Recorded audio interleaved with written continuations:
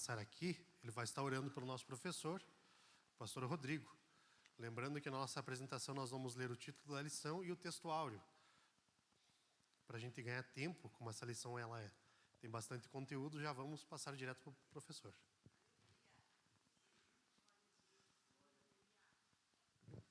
Quero saudar os irmãos nesta manhã com a paz do Senhor. Vamos orar, irmãos. Senhor nosso Deus, nosso Pai Celestial, no nome de Jesus, Teu Filho amado, nós Te louvamos, Senhor, por esta manhã, por esta oportunidade, Pai, de estarmos na Tua casa, reunidos e congregados na Tua presença, Pai. É chegado o momento, Pai, em que nós vamos ser instruídos através da Tua palavra, Pai, e por isso a nossa petição nesse momento é que o Senhor use uma vez mais o Teu servo como um vaso nas Tuas mãos, como boca do Senhor, para ministrar a Tua palavra, Senhor, aos nossos corações. Por isso nós Te rogamos, abre a porta da palavra e abre também, Senhor, os nossos ouvidos e os nossos corações, para ouvirmos, recebermos e praticarmos a palavra do Senhor. Pai, essa é a nossa oração, no nome de Jesus. Amém. Meus queridos irmãos e irmãs, a paz do Senhor Jesus.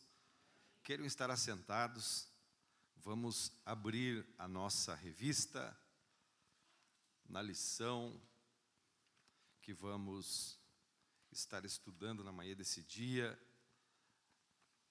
Uma grandiosa lição, a lição de número 5.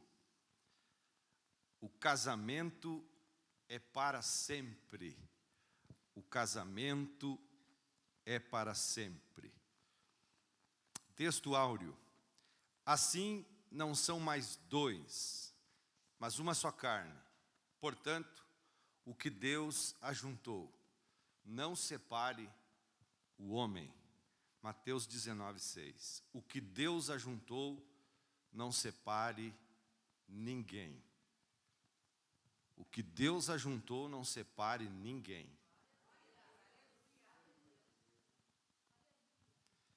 Verdade prática.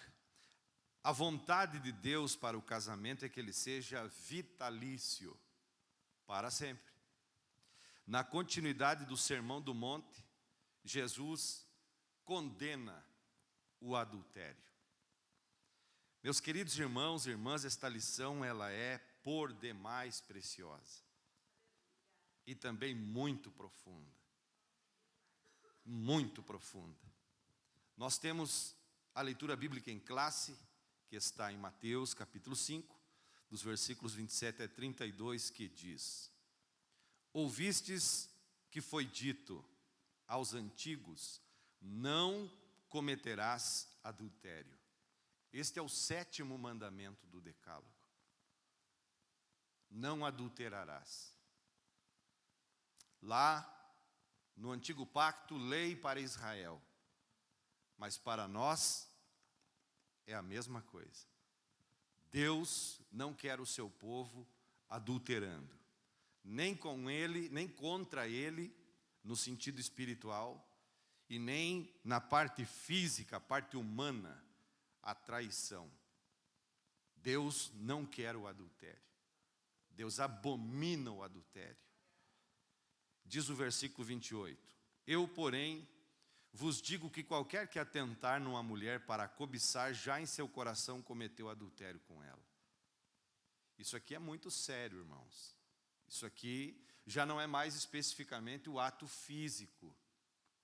Agora é algo que entra por intermédio de algo físico, que é os olhos, mas não necessariamente o ato físico em si.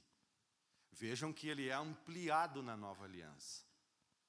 Então, o princípio moral daquela lei do 7º mandamento, o Senhor Jesus, ele interpreta para nós de forma bem mais clara, bem mais precisa, bem mais profunda, bem mais ampla. Isso aqui é muito sério, porque o adultério, ele está no coração do homem, mas ele tem início pelos olhos. Isso é muito perigoso. Versículo de número 29. Portanto, se o teu olho direito te escandalizar, arranca-o e o atira-o para longe de ti, pois te é melhor que se perca um dos teus membros do que todo o teu corpo seja lançado no inferno. O adultério estando no coração do homem, mas por intermédio dos olhos é que as coisas vão pegando mais forma. O Senhor está usando aqui uma expressão para nós entendermos que não é para nós arrancarmos o olho literalmente. Mas se por intermédio deles o adultério acontece, o Senhor Jesus nos ensina, através desta passagem bíblica, que nós devemos levar à cruz os dois olhos. Que nós devemos crucificar os nossos olhos lá. Por quê? Se nós fazermos isso, facilitará o nosso modo moral de vida na terra. Nós vamos evitar isso. Vamos ter condições de evitar. Nós falamos, temos que crucificar o nosso eu. Nesse aspecto é crucificar os olhos, literalmente. Porque o adultério está no coração do homem. Ele parte de lá. E é o que nós vamos ver. Versículo 30. E se a tua mão direita te escandalizar, corta e atira para longe de ti, porque te é melhor que um dos teus membros se perca do que todo o teu corpo seja lançado no inferno. Também foi dito, qualquer que deixar sua mulher, que lhe dê carta de desquite. Eu, porém, vos digo, que qualquer que repudiar sua mulher, e não ser por causa de prostituição, faz que ela cometa adultério, e qualquer que casar com a repudiada comete adultério, ainda que seja uma pessoa inocente. Casou-se com alguém repudiada, não soube do contexto, não tem conhecimento bíblico, está inserido dentro desse quadro. Então vejam a seriedade do assunto. Isso é muito grave. Por que Deus traz o mandamento não adulterarás? Bem simples, porque Deus não quer a separação. É porque Ele não quer a separação. Ele quer a unidade dos cônjuges até o fim. Mas o casamento é para sempre. Será que o casamento é para sempre mesmo, como nós falamos? Vamos abrir a Bíblia no livro de Mateus, Evangelho de Mateus, o capítulo de número 22.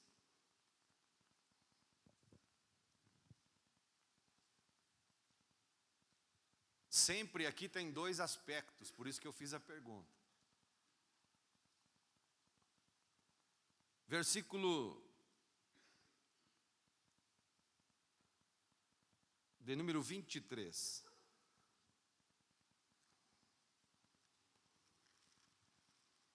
Todos encontraram? Naquele dia aproximaram-se dele alguns saduceus, que dizem não haver ressurreição, e lhe perguntaram: Mestre, Moisés disse, se alguém morrer não tendo filho, seu irmão casará com a viúva e suscitará descendência ao falecido. Vejam como era, irmãos. Veja que coisa extraordinária, a mente de Deus. Ora, havia entre nós 7 irmãos, família grande, 7 homens. O primeiro, tendo casado, morreu e não tendo descendência, deixou sua mulher a seu irmão. Versículo 26, a fila segue e vida que anda. O mesmo sucedeu com o segundo, com o terceiro, até o 7º. Todos tiveram envolvimento com essa mulher. Depois de todos eles, morreu também a mulher. Porque um dia, com exceção do arrebatamento, todos nós. Portanto, na ressurreição, de qual dos 7 será ela esposa?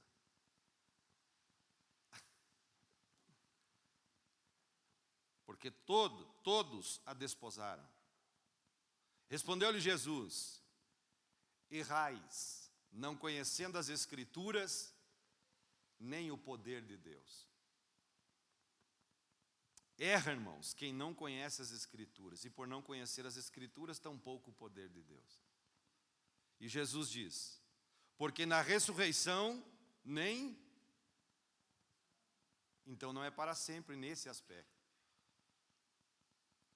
Ele é para sempre enquanto na terra.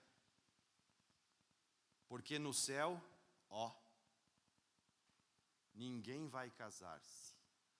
Então, aproveita a tua companheirinha aqui, o teu companheirinho aqui, porque no céu não há. É que nem mar. Quem gosta e pode aproveitar tem que ser aqui. Lá, não há. É aqui. Então, o casamento é para sempre enquanto aqui na terra. Porque no céu, ninguém vai casar. Nesse aspecto aqui, né? Sabe? Até, aliás, na questão de conhecimento. O meu marido está no céu. A minha esposa está aqui no céu. Oi! Por isso que tem que aproveitar bem aqui. Aproveitar tudo que pode, em todos os aspectos. Então, enquanto na terra, o casamento é para sempre. Você pode dar glória a Deus? O casamento é para sempre. Muito bem, vamos lá, introdução da nossa lição. No Sermão do Monte, nós podemos abrir a nossa Bíblia lá no capítulo 5 de Mateus, onde ele começa, e ele abrange os capítulos 6 e 7, o Sermão do Monte. E nós temos uma coisa muito interessante no capítulo 5, sobre um ensinamento importante que se deve saber. É muito importante. As antíteses que nós vemos nesse capítulo. Nós vemos 6 antíteses. O que é isso? O Senhor Jesus, ele traz a lei, ele traz o ensino do Antigo Testamento e ele traz um ensinamento com forma mais ampliada.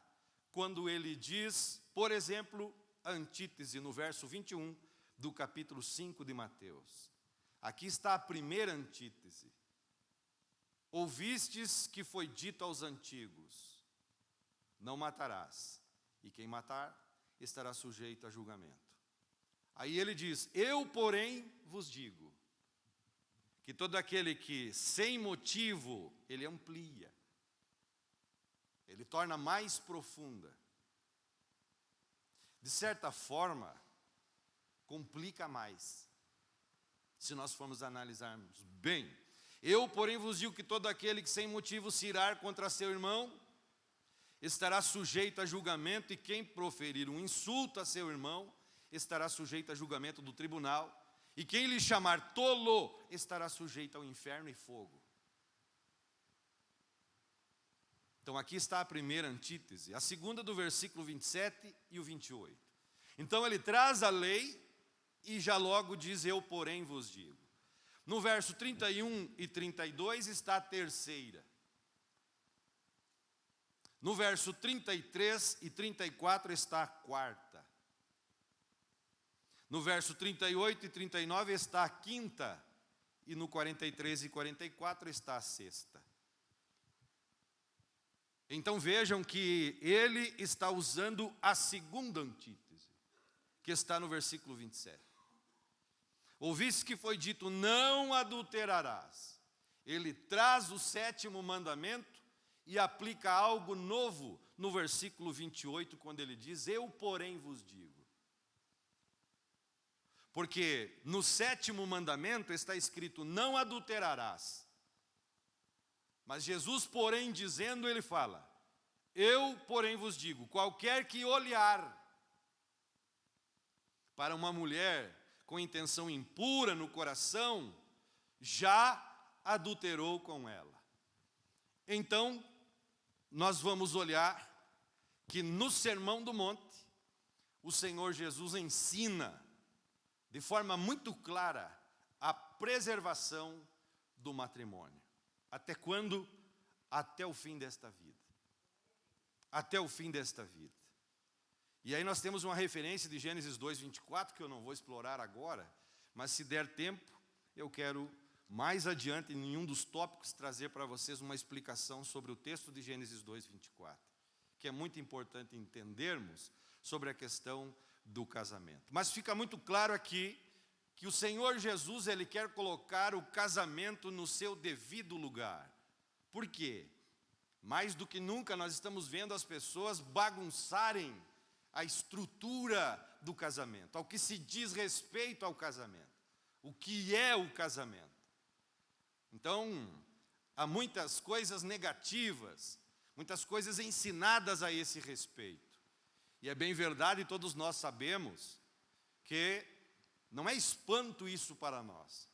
É muito triste, mas não é mais espanto porque nós sabemos. O número de divórcios é aterrorizante. É aterrorizante. Porque o ano passado, por exemplo, a estatística trouxe mais ou menos, aproximadamente, 17 mil divórcios. Isso no estado de São Paulo.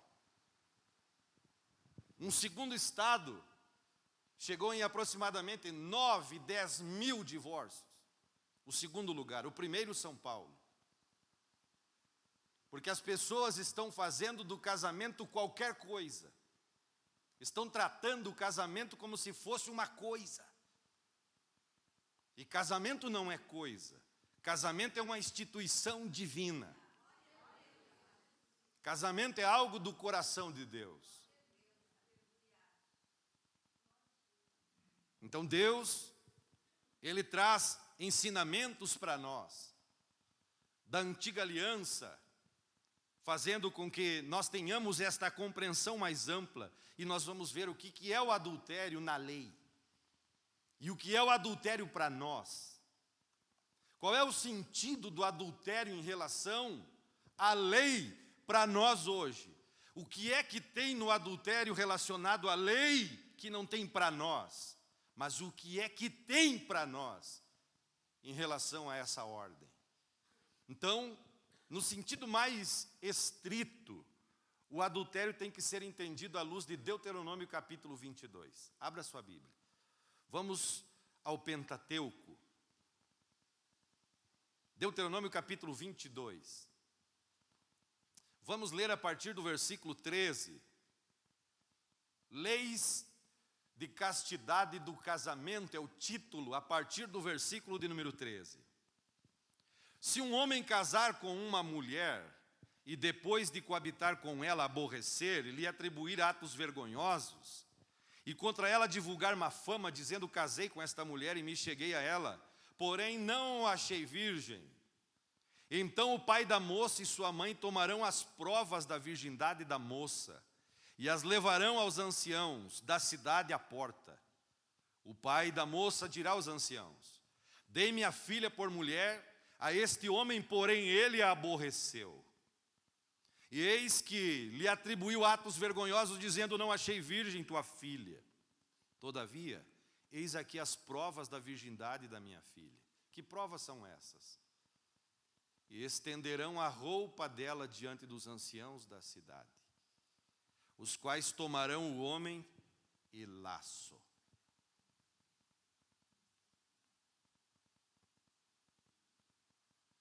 Vai tomar uma coça. Está aí, sim ou não? Vai tomar uma coça.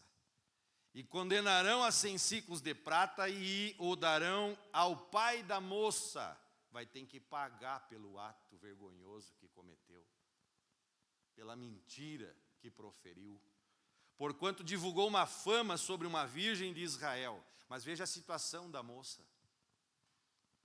Ela ficará sendo sua mulher e ele não poderá mandá-la embora durante a sua vida. Ela teria que viver o resto da sua vida com aquela situação. Aquela vergonha que ela passou. Porém, se isto for verdade, que se não achou a moça, na moça a virgindade, olha a lei. Então a levarão à porta da casa de seu pai, e os homens de sua cidade apedrejarão até quando? Isso aqui é lei severa, irmãos. Mas por que Deus daria uma lei assim tão aparentemente penosa? Porque Deus quer que as pessoas façam as coisas do jeito dele. Deus pôs limites a nós. Até para Adão e Eva, no período da inocência, não tinha pecado dentro do Éden. Ele colocou limites. De todas, exceto uma. E ele foi e fez. Ultrapassou os limites. Então apedrejarão ela até que morra. Irmãos, isso aqui é para Israel, tá? Já pensou se fosse hoje?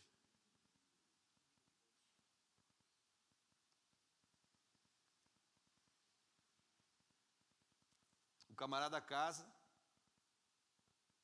Vamos pensar na igreja, tá? Não estamos pensando no mundo. O mundo é mundo, vamos pensar na igreja. Aí o camarada casa. No ato conjugal, ele percebe que ela não é. Já pensou se fosse como a lei? Então tem atitudes dentro desse contexto que ficou lá na lei, que não é para nós hoje, ficou lá. Então diz o texto, pois fez loucura em Israel. Então entregar-se antes do tempo é loucura.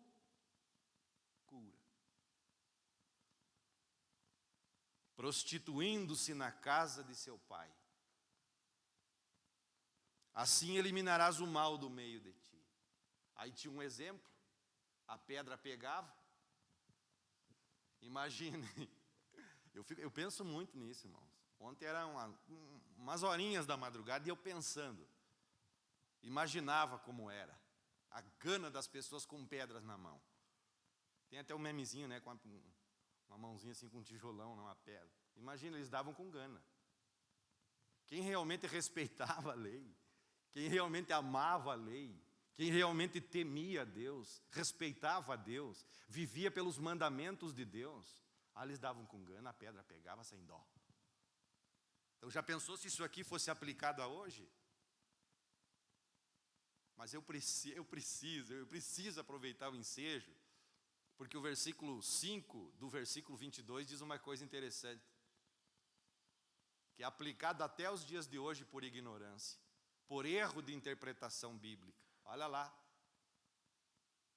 A mulher não usará roupa do homem, nem o homem veste peculiar à mulher, porque qualquer que faz estas coisas é abominável ao Senhor. Usa ou não usa esse texto hoje? Sim ou não? E no mesmo capítulo tem essas leis. Sai dessa agora, eu quero ver. Não pode isso, não pode isso, não pode isso. Mas a filha pode, o filho pode. Continua vivo. Então se a filha, pedra miserável, leva lá na entrada da cidade, ó. Só que é lei. Lei para Israel. Isso ficou lá. Mas desse texto é aplicado aqui hoje. Sem vergonha nenhuma. Então, vejam que a lei, ela pesava sobre os seres humanos. Mas Deus queria o quê? O respeito pela lei, a honra pela lei. Que as pessoas vivessem de acordo à lei de Deus, para não errarem. Em outras palavras, para honrarem a Deus, para Deus ser honrado, para a lei ser honrada, para a palavra de Deus ser honrada.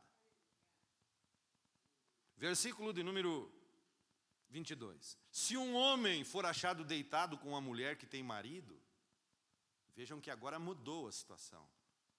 A jovem agora é uma pessoa casada. Se um homem for achado deitado com uma mulher que tem marido, então ambos morrerão. O homem que se deitou com a mulher, e a mulher, assim eliminarás o mal de Israel. Pedra. Tinha que morrer. Se houver moça virgem desposada, ou seja, comprometida, como era a Maria do José. Se houver moça virgem desposada e um homem achar na cidade e se deitar com ela, é interessante essa expressão, né? Achar na cidade. Aí tu pensa, mas está fazendo o que lá? Para ficar tão de boa assim, tão fácil assim, tão facinho. Então trareis ambos à porta daquela cidade e os apedrejareis até que morram. Mesmo que não tivesse sido casada essa menina aqui. Era considerado também adultério. Ela estava comprometida como Maria, com José. É a mesma situação, mas não estava casada. Mas se acontecesse o ato, para Deus, adultério. Lei, pedra. Tinha que morrer. Então essa era a lei dentro deste quadro de ensinamento de Deus para a nação de Israel. Mas isso ficou lá. Mas a parte moral do mandamento, Jesus interpretou para nós do seu jeito. Porque ele retira as pedras e mostra o perdão. Ele retira as pedras e mostra o perdão. Por isso nós temos uma definição de adultério no ponto 1 sobre a condenação do adultério. O que é adultério? Biblicamente, o adultério é definido como uma relação sexual que um homem casado tem com uma mulher que não é sua esposa ou vice-versa. Isso é adultério à luz da Bíblia. Mas a posição de Jesus quanto ao adultério. Vocês vão lembrar, por pelo menos 2 passagens bíblicas, e tem uma que é muito intrigante, que é a de João capítulo 8, do versículo 1 ao 11. Vamos ler ali, vamos acompanhar a leitura dos textos na tela. Nós temos Jesus mostrando ali uma reprovação da pena de morte. Nós já estudamos que Jesus ele não veio desfazer com a lei. Ele veio cumprir com a lei. Mas o que Jesus faz? Ele demonstra uma outra atitude frente à lei do antigo pacto. Frente a esta situação. Respondeu, versículo 1. Jesus, entretanto, foi para o Monte das Oliveiras. De madrugada voltou novamente para o templo e todo o povo ia ter com ele, assentados ensinava. Os escribas e fariseus trouxeram à sua presença uma mulher surpreendida em... Mas a lei dizia que era para trazer quem? Só ela? Era para trazer os... Só trouxeram ela. Já começou errado. E fazendo-a ficar de pé no meio de todos, ficou exposta. Disseram a Jesus: mestre, esta mulher foi apanhada em flagrante adultério. E na lei nos mandou Moisés que tais mulheres sejam apedrejadas. Tu, pois, o que dizes? Isto diziam eles, tentando para terem de que o acusar. Mas Jesus, inclinando-se, escrevia na terra com o dedo. Como insistissem na pergunta, Jesus se levantou e lhes disse: aquele dentre vós que não tem pecado, que atire a primeira pedra. Resultado desta fala, e tornando a inclinar-se, continuou a escrever no chão. Mas ouvindo eles esta resposta, e que resposta? E acusados pela própria consciência, por causa do pecado. Porque a consciência é a primeira voz de Deus dentro do homem. Antes do Espírito Santo. Todos sabem, todos têm consciência do erro e dos acertos na vida. Então está dizendo Jesus, acusados pela própria consciência foram se retirando um por um, a começar pelos mais velhos. Por quê? Porque tem mais tempo de vida e pecaram mais. Até os últimos ficando só Jesus e a mulher no meio onde estava. 10. Erguendo-se Jesus e não vendo a ninguém mais além da mulher, limpou o território. Ficou só Jesus e ela.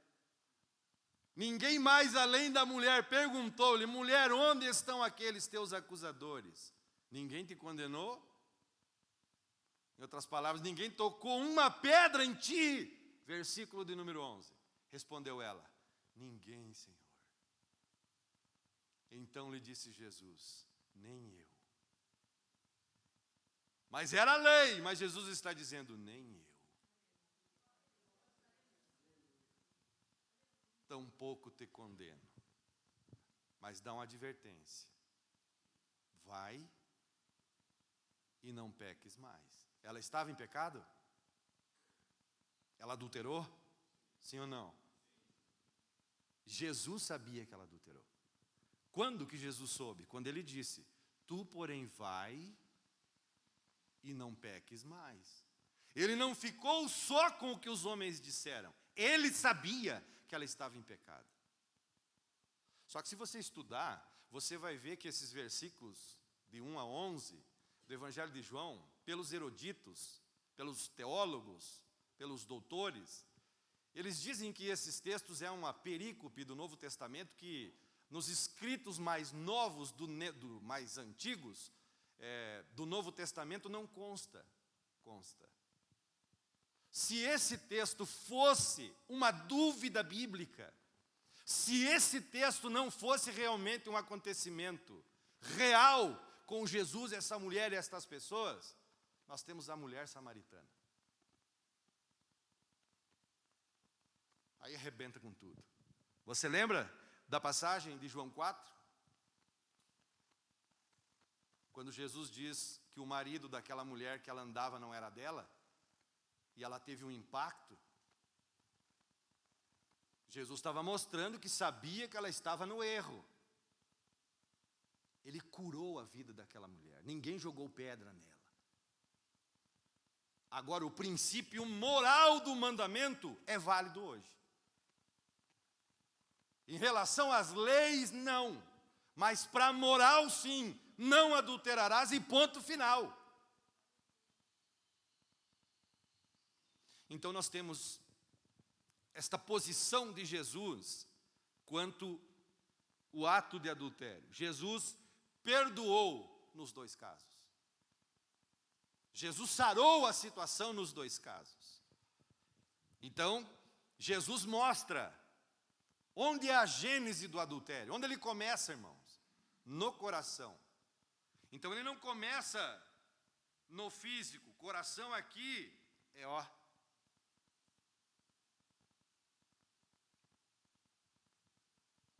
O que torna mais perigoso,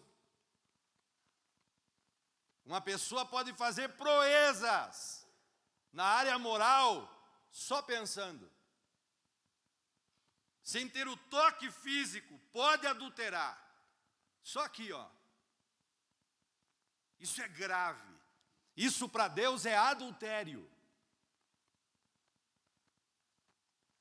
Homens casados que criam fantasias na sua mente com mulheres alheias estão adulterando.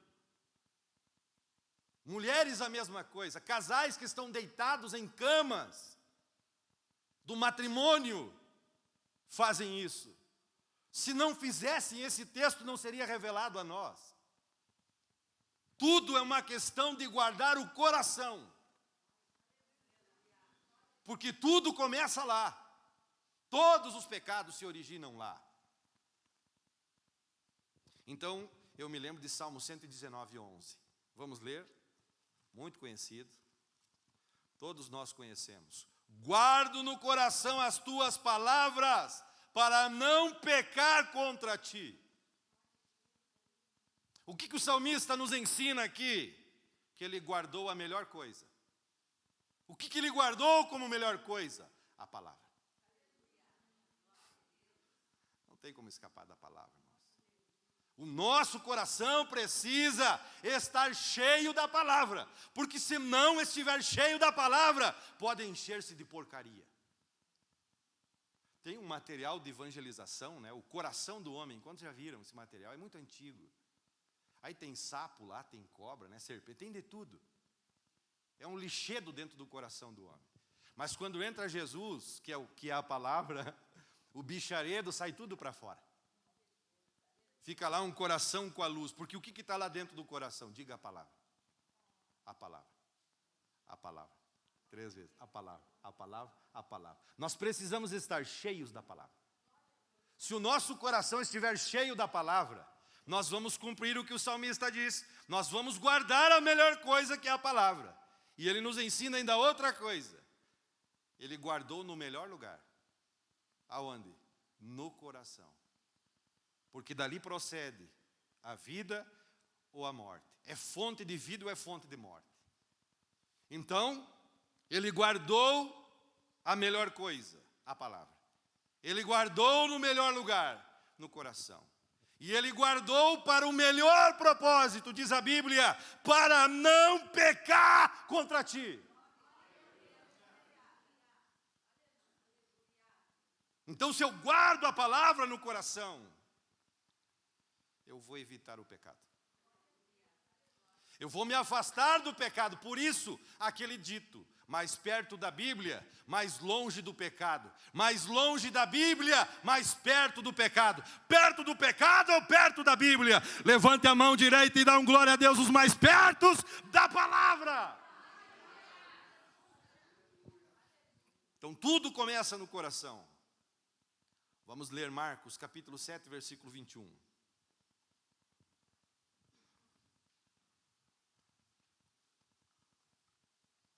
Marcos capítulo 7, versículo 21.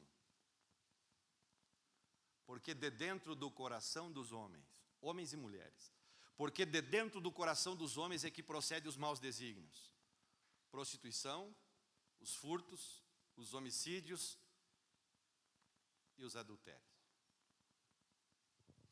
Por isso que nós temos que tomar cuidado com o nosso coração.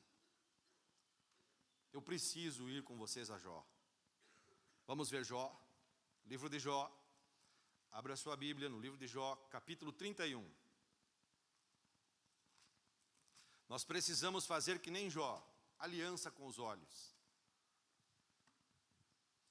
Jó capítulo 31, verso 1 diz assim: fiz aliança com meus olhos, como pois os fixaria numa donzela?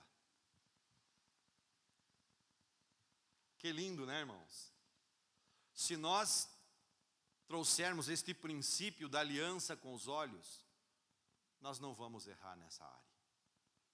Nós temos aliança com os nossos olhos, de não fixar no alheio, de não fixar no que não se deve olhar, de não estar atentando nas coisas que não é para nós olhar. O Jó, ele fez uma aliança com os olhos e colocou essa aliança em cima de uma balança junto com a sua vida e a sua mulher. Versículo 5. Vamos ver o 4. Ou não vê Deus os meus caminhos e não conta todos os meus passos? Deus vê ou não vê, irmãos? Lá no escuro, com a luz acesa. O que está no pensamento, no coração, Deus vê ou Deus não vê? O que é certo e o que é errado, Deus vê ou Deus não vê? É claro que vê. Se andei com falsidade, Ele vê quem é falso e quem não é, sim ou não? Ou você vê. E se o meu pé se apressou para o engano, vê ou não vê quem vai no engano? Sim ou não? Pese-me Deus em balanças fiéis, disse Jó. Pode me colocar na balança e conhecerá a minha integridade. Se os meus passos se desviaram do caminho, e se o meu coração segue os meus olhos, e se minhas mãos se apegou a qualquer mancha, ou seja, no alheio. Se eu coloquei a mão onde não devia, se eu cobicei o que não devia, que Deus me bote numa balança, Jó disse. Então semeie eu e outro coma, e sejam arrancados os renovos do meu campo. Ele colocou tudo a jogo. Integridade de Jó. Por isso o próprio Deus fala disso. Se o meu coração se deixou seduzir por causa de mulher, se andei à espreita a porta do próximo. Se nós entendermos esses princípios aqui, irmãos, nós vamos bem na nossa carreira aqui na terra. Na nossa caminhada moral ao que diz respeito ao casamento. E para quem não é casado, deve atentar para o que ainda está para acontecer na sua vida. Então ninguém escapa desses princípios. Você quer ver uma coisa?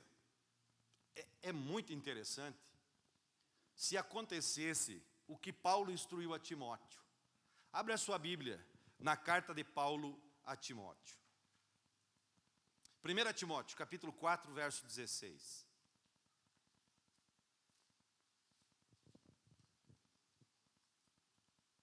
Tem cuidado de ti mesmo. Já começa por aí. Nós precisamos cuidar de nós. Vamos avançar. Versículo 17. Se eu cuido de mim mesmo, versículo 16. Capítulo 5, Versículo 1. Não repreendas ao homem idoso. Olha, para ter cautela como falar com os mais velhinhos. Isso aqui é exigência. Antes, exorta-mo como a pai, aos moços como a irmãos. Versículo 2. As mulheres idosas como a mães, as moças como irmãs. Ao que diz respeito aos homens, vamos pensar na igreja, irmãos. Se os homens olhassem para as meninas e para as irmãs como irmãs, os adultérios seriam... Entenderam? O problema é que os homens não olham para as mulheres como se fossem irmãs. Tem homens olhando as irmãs com olhos desejosos, carnais. Eu ouvi alguma vez alguém dizer assim: o fulano, o olhar dele é um olhar tão carnal que ele mostra que ele te deseja olhando para ti quando ele vem e te dá a mão. É um baita de um sedutor. Elas percebem isso. A mulher prudente, a santa mulher de Deus, ela percebe isso. Quando o homem quer dar uma chegadinha mais próxima, quando se assanha, a mulher santa de Deus percebe isso. E vou dizer uma coisa, irmãos, elas sentem repugno de pessoas assim. Porque elas dão prioridade ao que Deus é na vida dessas pessoas. Agora, quem não tem, irmãos, aí relaxa em qualquer parte da sua vida. Isso aqui é só mais uma consequência.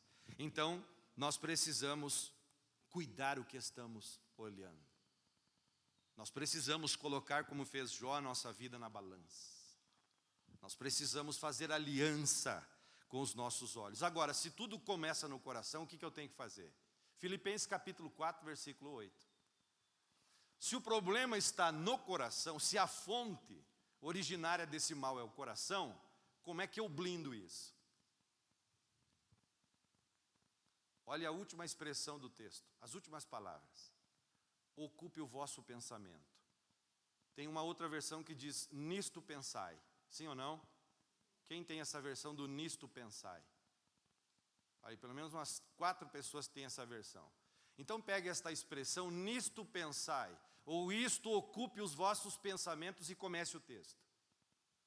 Nisto pensai, irmãos, tudo que é verdadeiro, porque o adultério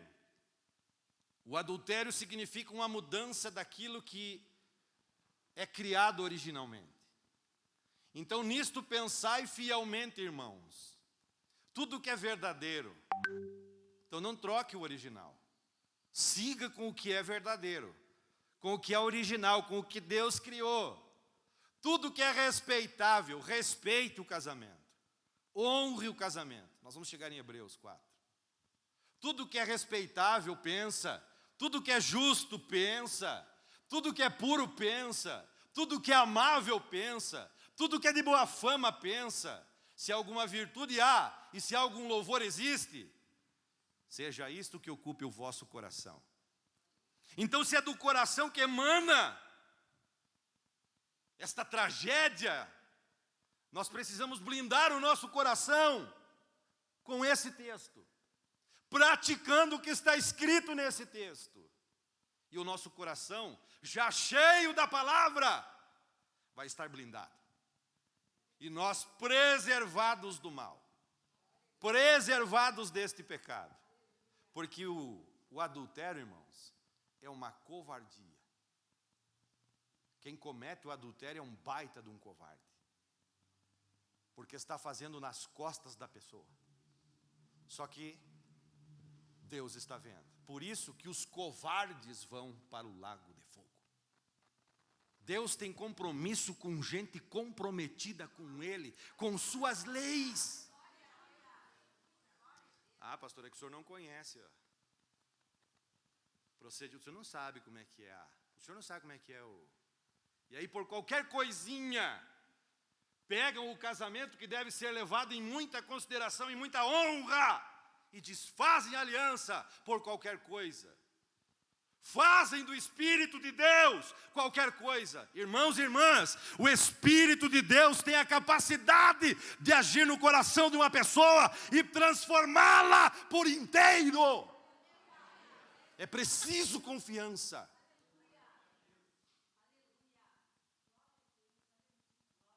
Mas não sair fazendo do casamento qualquer coisa. Tem gente que, vou dizer, tem gente que dentro do nosso contexto evangélico, cristão, protestante, troca de marido, troca de mulher, como troca de roupa. Está gravando, Felipe? Mas é uma verdade.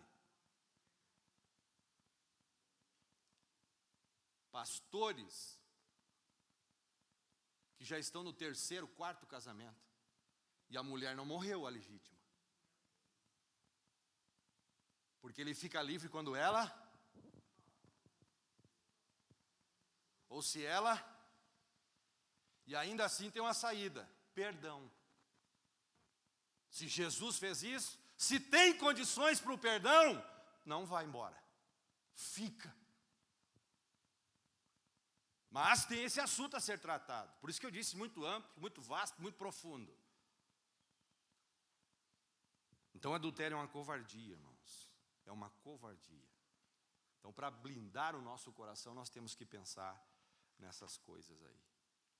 O tópico 2, o que rege o coração, regerá o corpo. O que procede do coração. O pecado não está restrito apenas ao ato, mas também a pensamentos. Então, o pecado não está apenas nos atos, mas também nas emoções. Somos frutos daquilo que pensamos. O pensamento faz o corpo externar o que está no coração. Sabe qual é a diferença entre... Eu vou usar o nós, tá? O plural. A diferença do nós e a mulher adúltera de João 8 é que ela foi pega no adultério. E essa geração comete o adultério e nega o adultério. Homens e mulheres envolvidos no contexto cristão que fazem isso e negam na maior cara dura, na maior cara de madeira. Não, eu não. A diferença entre João 8 e esses aí é que ela foi pega, foi reconhecida no ato. Hoje as pessoas negam, mas estão negando aos olhos humanos. Mas Deus está escrevendo tudo no livro das obras. Não tem como escapar dos olhos de Deus, irmão. Então o homem é aquilo que pensa e sente. Porque sentimento é uma coisa e a tentação é outra. A tentação, a Bíblia diz que há um escape, dá para escapar. É muito interessante. Nós vemos na Bíblia que o diabo nós temos que resistir e ele... Mas a prostituição é para nós fugir. Deus não manda resistir, é que nem José. A situação ficou calorosa, esquentou a chapa, deixa a capa e vaza, vai embora. Escapa por amor à tua alma. Que fique tudo para trás, menos a tua moral manchada lá. Hebreus capítulo 4. Vamos a Hebreus. Hebreus capítulo 13, versículo 4. Olha lá. Porque nós temos, lá no tópico 13, eu já vou misturar os assuntos. O que fazer para que o casamento seja para sempre? Enquanto na terra. Ele precisa ser honrado à luz desse texto. Alguém me perguntou ontem, como fazer para o casamento durar para sempre? Nesse texto eu disse, ele deve ser honrado. Por quê? Porque quem criou o casamento foi Deus. Se eu honro o casamento, eu honro o Deus do casamento. Eu entendo que isso é muito sério. O escritor disse, digno de honra entre todos, pode ser os casados. Nesse aspecto, todos podem ser os casados. Pode ser os envolvidos no matrimônio, como também Entre todas as coisas existentes aqui, o mais importante é o matrimônio. Sabe por quê? Porque o casamento veio antes da igreja. O casamento veio antes de qualquer outra instituição. A primeira instituição divina é o casamento, é a família. Por isso, ele deve ser honrado, quer fazer com que o casamento dure o resto da vida aqui na terra, honra-o e Deus será glorificado na tua vida. Ele deve ser honrado, bem como leito sem mácula. Porque Deus julgará os impuros e adúlteros, eles não escaparão do juízo de Deus. Quando a Bíblia fala leito, fala cama. Quando a Bíblia fala mácula, está falando mancha, está falando sujeira. No casamento, o leito tem que ser sem sujeira. Cama sem sujeira. Leito sem sujeira. Funcionando. Tem que ser leito funcionando. Do jeito que Deus fez. Do jeito que Deus criou. Então, cama sem sujeira, leito funcionando. Funcionando do jeito de Deus. Por isso, diz a Bíblia em Gênesis 2:24, agora vai dar. Vamos lá.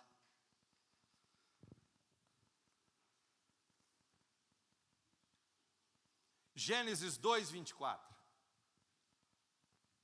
Olha o que diz o texto sagrado. Por isso, deixará o adolescente o pai e a mãe. É isso que diz o texto? O que diz o texto? Por isso deixará o... Casamento é para quem, irmãos?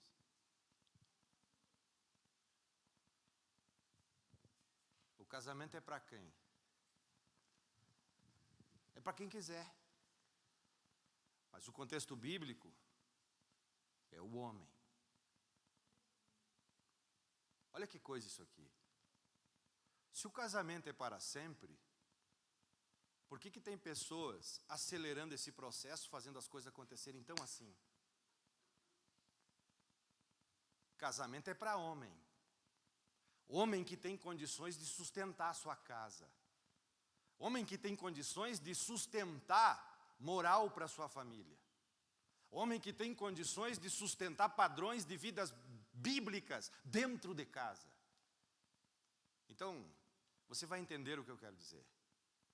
Não é para piar. Não é para menininha. Casamento é para homem e para mulher. Por isso o texto diz, por isso deixa o homem pai e mãe. Desvincula e se une à sua adolescente. A sua... Então, o princípio bíblico de casamento é homem e mulher, que tenham condições de assumir as responsabilidades dentro de uma casa. Se nós entrássemos em áreas específicas aqui, tem meninas que casam e não sabem fazer um arroz dentro de casa. Não sabe passar uma camisa, não sabe passar uma calça, não sabe lavar uma louça, não sabe limpar uma casa, não sabe organizar um roupeiro, mas quer casar. E aí nós falhamos. Nós falhamos no que diz respeito ao discipulado das mulheres cristãs para as mulheres casadas. Tem isso na Bíblia? Tem. Só que é algo raro no nosso meio nós encontrarmos essa disciplina de discipulado de mulheres casadas instruindo recém-casadas. Porque há uma deficiência no nosso meio. Não tem como negar. Vamos a Tito. Abra a Bíblia em Tito para você ver. Tito. Estamos quase encerrando. Carta de Paulo a Tito. Capítulo 2. Porque para o casamento dar certo, no aspecto de conduta, estou aproveitando o ensejo aqui enquanto você abre a Bíblia ou acompanha aqui, nossa vida deve ser guiada pelo Espírito de Deus, porque nós não estamos mais debaixo da carne, no sentido assim, ceder a tudo que a carne quer. Não, nós rejeitamos a carne. Mas no sentido de discipulado de mulher cristã para mulher recém-casada. Qual é a instrução bíblica? Isso aqui não é opção, gente, isso aqui é ordem. Só que nós falhamos. Tito capítulo 2, versículo 3. Olha lá. Quanto às mulheres idosas, semelhantemente que sejam sérias em seu proceder. Que tem uma senhorinha lascada, né? Sejam sérias em seu proceder, não caluniadoras, não escravas a muito vinho. Outro detalhe, né? Sejam mestras do bem, a fim, olha aqui a falha, a fim de instruírem as jovens recém-casadas a amarem ao marido e a seus filhos, a serem sensatas. Isso aqui seria conselho, no nível do discipulado da mulher cristã para a mulher recém-casada. Instruir a serem sensatas, olha isso aqui, serem honestas. Seja honesta com teu marido, seja honesta com a tua casa, seja honesta com os teus filhos. Alguém com esta capacidade aqui de testemunho discipular. Nós fazemos isso? Sejam sinceros. As mais velhas vão assim, logo que casam, vão lá dar instrução, vão lá falar. Hoje eu me governo, eu sei tudo. Quem é a fulana para vir aqui me dar conselho? A Bíblia manda. A Bíblia manda. Eu acredito, irmãos, claro que não iria aniquilar o adultério, mas iria diminuir. Eu acredito que iria ajudar bastante as pessoas. Voltando à questão, aproveitando que os jovens chegaram, eu me aproveito do momento porque ele é oportuno. Casamento é para homem e mulher. E eu disse e vou repetir com todo respeito, não é para piá e nem para menininha. Casamento é para homem formado e mulher formada. Que daí se vai menininha para dentro do casamento, vai piazinho para dentro do casamento, não vai conseguir segurar a estrutura que um casamento deve de ter. Aí não sabe fazer um arroz, não sabe passar uma calça, não sabe passar uma camisa, não sabe limpar uma calça, não sabe fazer nada dentro de casa. Vai vir as dificuldades. Aí o gurizinho, é um passo, pá. E vem o erro. Se nesse aspecto, porque as idosas, no nível disciplinar bíblico do ensino dentro da casa da pessoa que casou, não pode ser à força, ele tem que ser aceito. Ele vai inibir isso acontecer. Vai facilitar a vida a dois pelos conselhos, porque Paulo disse que elas sejam sensatas. Ensinar a serem sensatas, a serem honestas, a serem boas donas de casa, a serem bondosas, sujeitas ao marido, para um fim proveitoso, para que a palavra de Deus não seja difamada. Quem traz difama a palavra, quem adultera difama a palavra, quem não respeita esses princípios difama a palavra, e quem não faz o que isso é para ser feito, está falhando.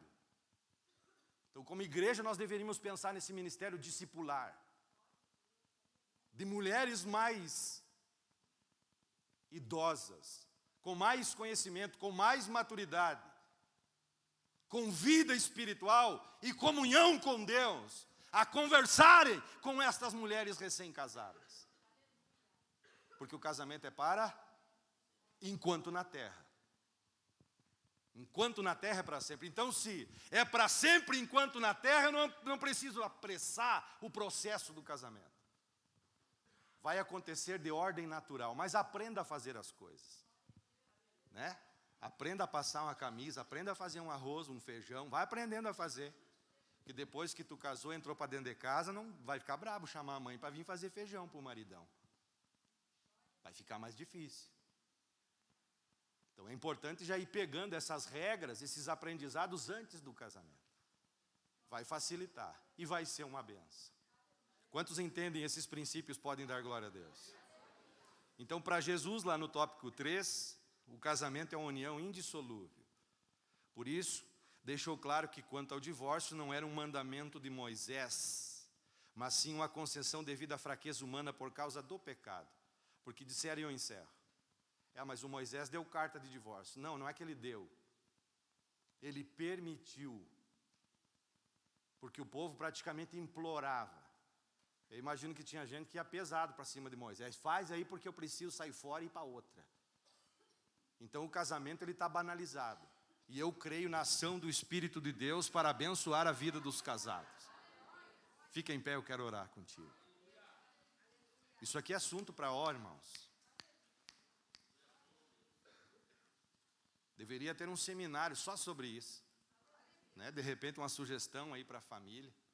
Convide alguém da área aí.